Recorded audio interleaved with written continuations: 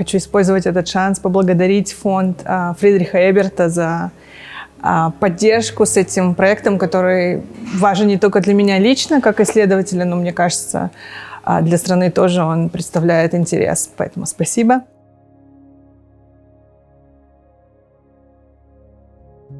К идее написания этой книги я пришла очень давно, больше 15 лет назад. Я занимаюсь ядерными вопросами уже давно.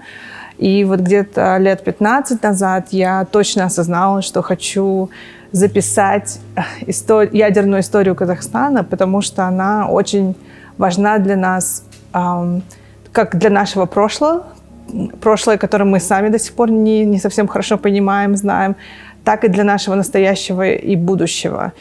Но вот единственное, что было интересно в этом процессе, если вначале я собиралась писать только про саму политику, про избавление Казахстаном от ядерного оружия, советского ядерного оружия, в течение этого процесса я поняла, что для меня также важны, а может быть даже более важны истории простого народа, истории из региона Семипалатинского. И поэтому я добавила очень большую часть по ядерным испытаниям, потому как люди до сих пор испытывают влияние тех советских ядерных испытаний. Моя основная мотивация для написания этой книги заключалась в том, что мне хотелось, чтобы мы как можно больше восполнили этот пробел в нашем собственном понимании нашей истории. И это меня очень сильно сподвигало, мотивировало. И особенно, когда я начала ездить в регион, я получала оттуда много дополнительной мотивации продолжать заниматься этой темой. Что для меня важно в этой книге – рассказать истории людей, донести эти истории до широкой публики. И вот в плане политической или дипломатической миссии это тоже записать историю того, как правительство Казахстана принимало решение избавиться от советского ядерного оружия.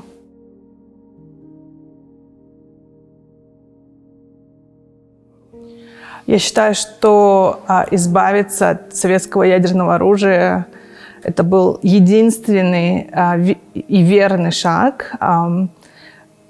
Мы были в очень непростой ситуации. Мне кажется, вот сейчас уже молодое поколение, может быть, забывает или из-за того, что не все прожили через этот период. Важно помнить, что тогда не только ядерная проблема, дилемма для нас стояла, но мы были совершенно молодой республикой, у нас все было в кризисе, и экономика, и социально-политические условия. И ядерная дилемма была одной из многих проблем, с которой молодое правительство тоже должно было столкнулось и должно было как-то решать.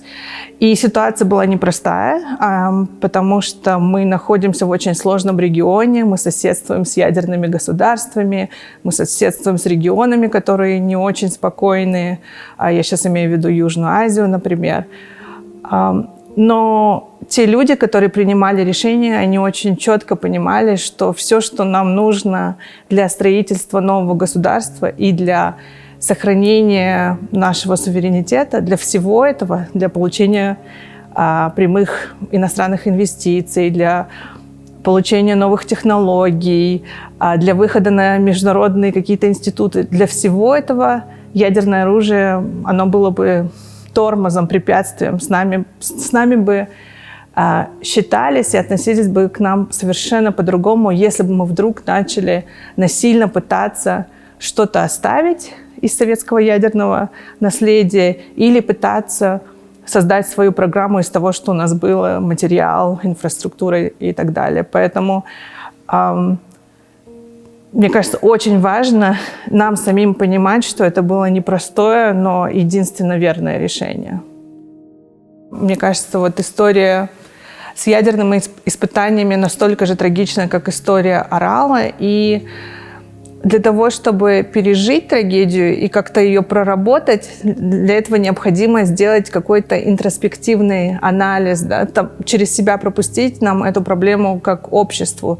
И мне, допустим, очень грустно и меня расстраивает то, что, мне кажется, наше общество сейчас немножко так, что это где-то, да, там далеко, меня напрямую, может быть, не касается.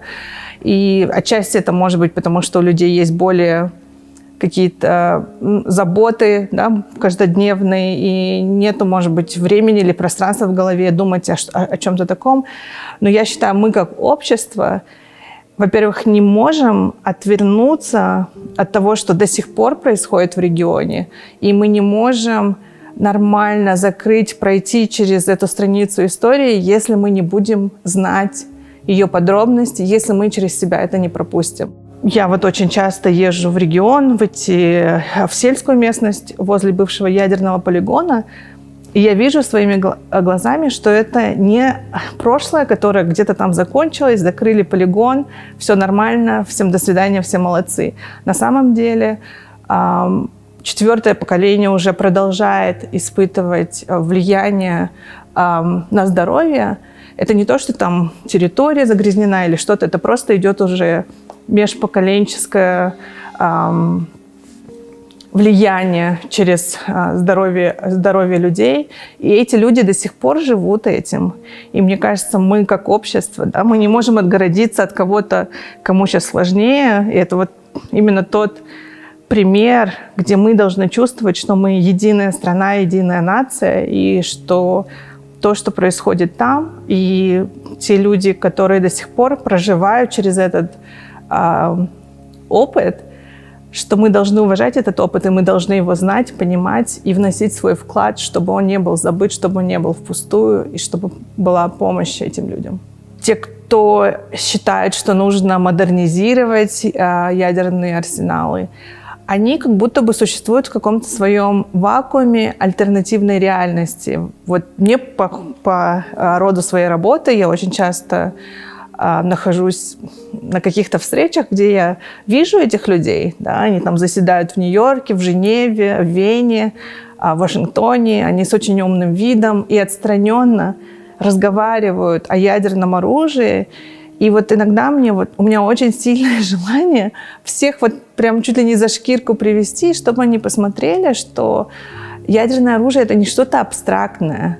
И все эти программы вооружения, они не только забирают там деньги из бюджета, которые могут пойти на образование или здравоохранение, но все существующие программы нанесли урон человечеству и продолжают наносить. И поэтому, да, отчасти мне хочется показать, что это не абстрактное, за этим стоят многие человеческие судьбы. И сейчас я говорю не только о нашем населении, местном населении, но и о всех тех ученых и военных.